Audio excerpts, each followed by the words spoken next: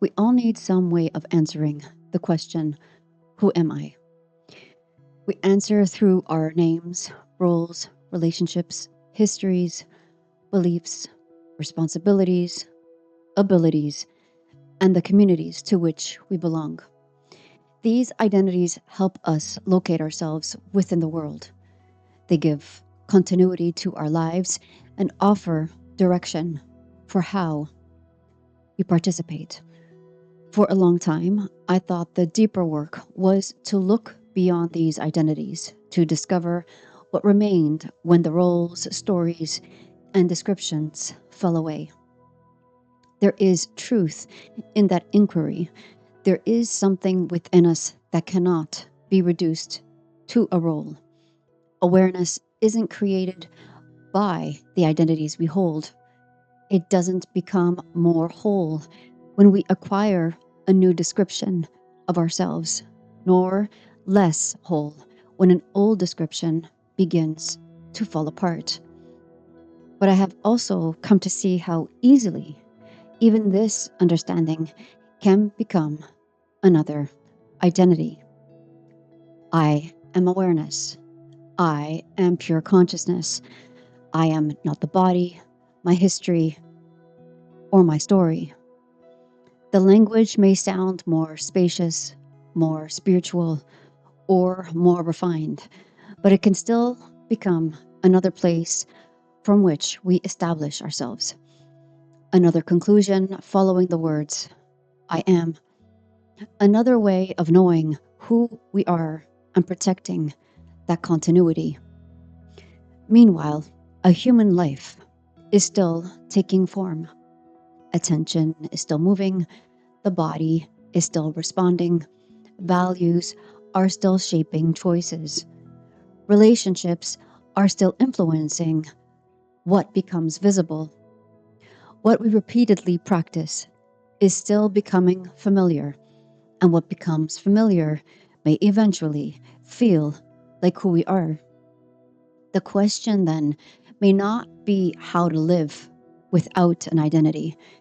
It may be how to become conscious of what is continually being formed as me.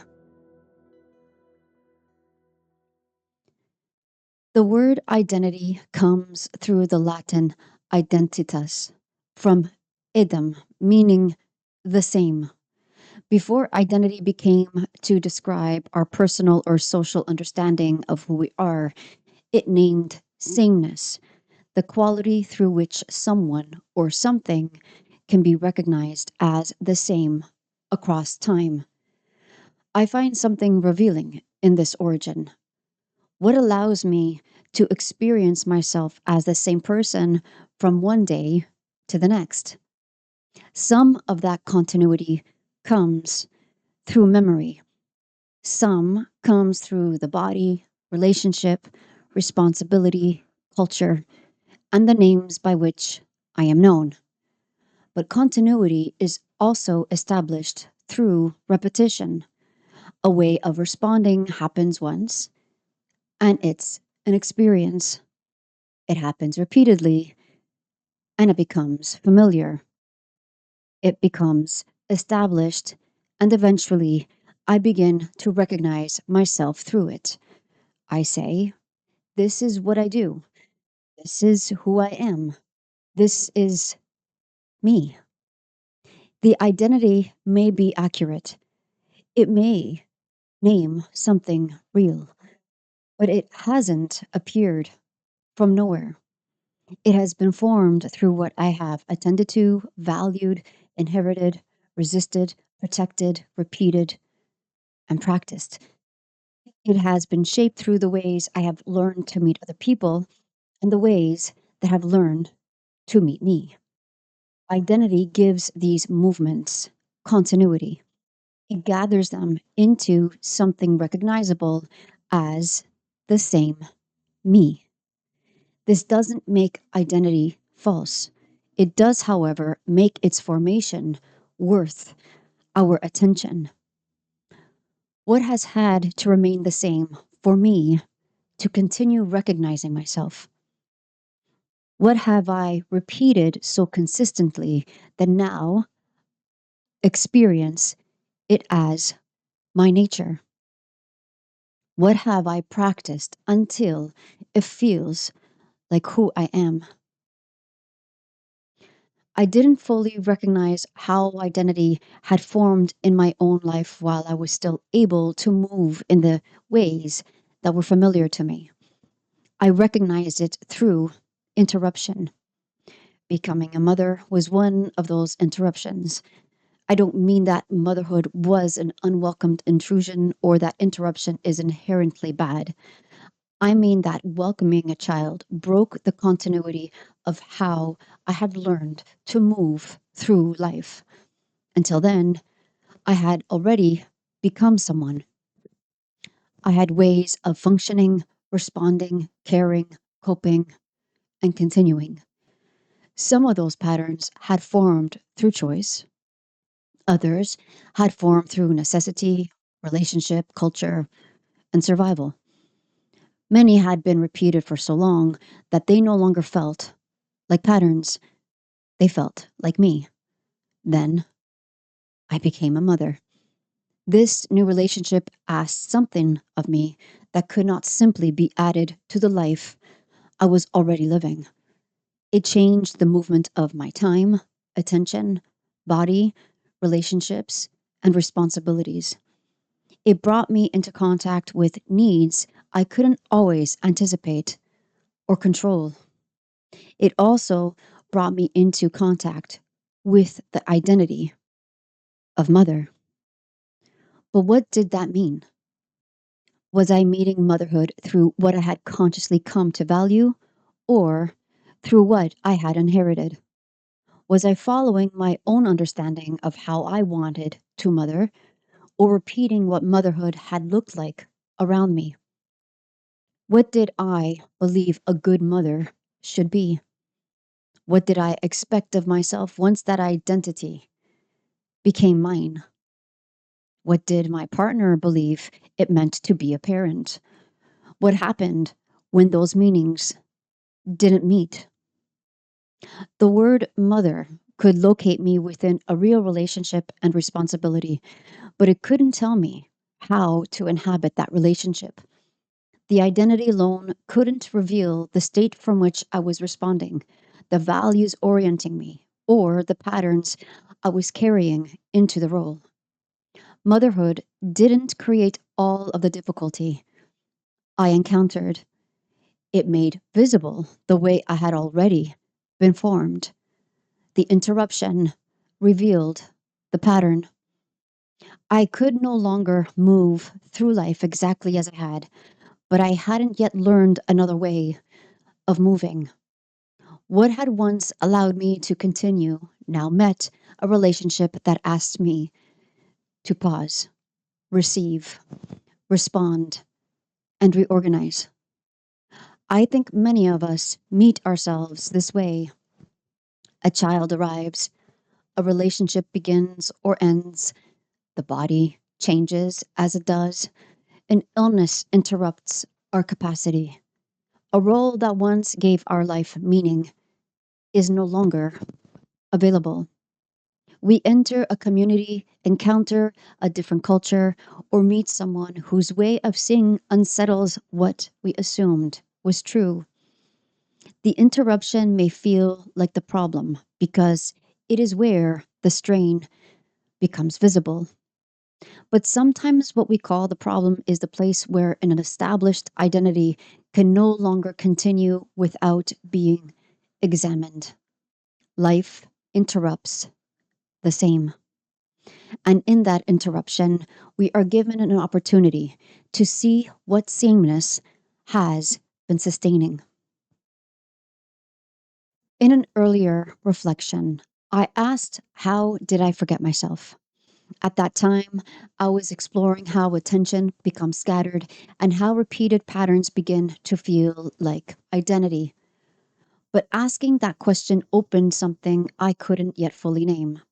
It allowed me to see that beneath the question, who am I, were other questions. Where am I? From what state am I asking? What is orienting me from here? The question, who am I, often calls forward the identities already available to thought: mother, teacher, partner, survivor, helper, failure, success, spiritual person, responsible one, strong one. The list is endless. These answers aren't necessarily untrue, but they arise from somewhere. If I answer from exhaustion, I may confuse the limits of my current state with the limits of who I am. If I answer from survival, independence may appear to be my nature when it was first a way of remaining safe. If I answer from an inherited expectation, I may call something of value simply because I have never stood somewhere else long enough to question it. If I answer from a spiritual identity, I may insist that I am beyond the human experience and have not yet learned how to meet.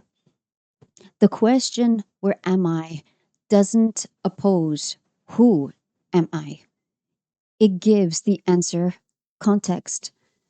Before I accept a statement about who I am, I can become curious about the location from which I am making it. What is the quality of the state I am in? What history is present here? What association has become active? How am I relating to what is happening? What becomes visible from this location and what becomes difficult to see? We don't arrive at the words I am from nowhere. The moment we say I, whatever follows begins to gather experience into a particular form. I am a mother. I am a teacher. I am independent. I am overwhelmed. I'm someone who helps people. I'm not good with change. I am awareness. Each statement may point towards something true, but each also establishes a position. Once that position becomes familiar, attention begins to organize around it. We notice what confirms it. We interpret experience through it. We enter relationships already carrying it. We may repeat what allows it to remain coherent. Someone who understands herself as responsible for everyone may notice every need in the room before sensing her own. Someone who knows himself as incapable may give greater weight to every difficulty while overlooking the slow evidence of learning. Someone who identifies as misunderstood may become so attentive to misrecognition that moments of genuine contact are harder to receive. Someone established as the conscious one may find it difficult to acknowledge confusion, contraction, jealousy, fear, or the need for help. The experiences themselves aren't necessarily imagined, but identity participates in what becomes significant. It helps determine what receives our attention, how experience is interpreted, and what response feels most available. Repeated attention then strengthens the identity through which attention has been organized. This is why attention is so sacred. What repeatedly receives attention receives time, energy, interpretation, and relationship. What we return to becomes familiar. What becomes familiar begins to feel natural. What feels natural may eventually be named as who we are. We are always practicing something, and whatever we practice is participating in the person we are becoming. This is why orientation matters. We often name our values as though they appeared fully formed. I value family. I value freedom. I value service. I value success. But how did I come to stand in relationship with that value? What does family mean to me? What kind of freedom am I seeking and from what? What is being served through my service? What must success confirm about who I am? A value may be consciously chosen. It may also be inherited, culturally reinforced, formed through fear, or adopted because it preserves belonging.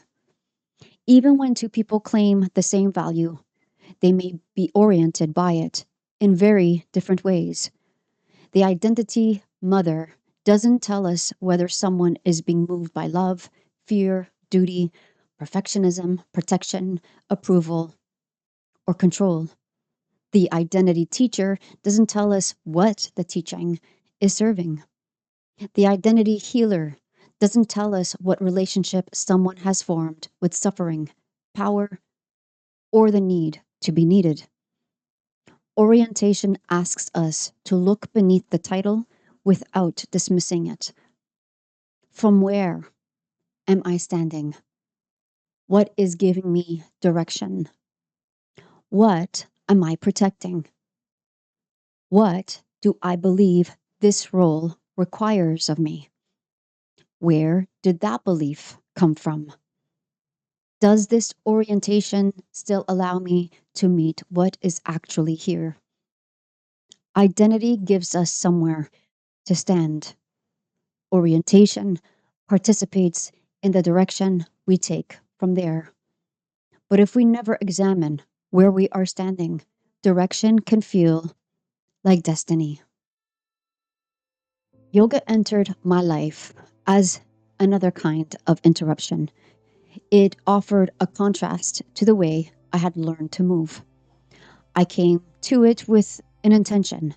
I believed it might support healing, deepen self awareness, and help me approach questions I had carried for a very long time. I didn't know exactly what it would reveal. I had to enter the practice and allow experience to show me.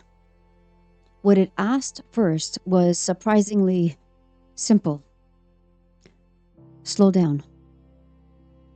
The slowing wasn't immediately comfortable. My system wasn't accustomed to it. Stillness didn't feel natural simply because it was beneficial. It brought me into contact with movements that constant activity had allowed me to pass over. Through practice, I began to recognize that I didn't know how much of my identity depended upon continuing to move until something asked me to stop. Yoga didn't give me a new identity that solved the old one. It created contrast.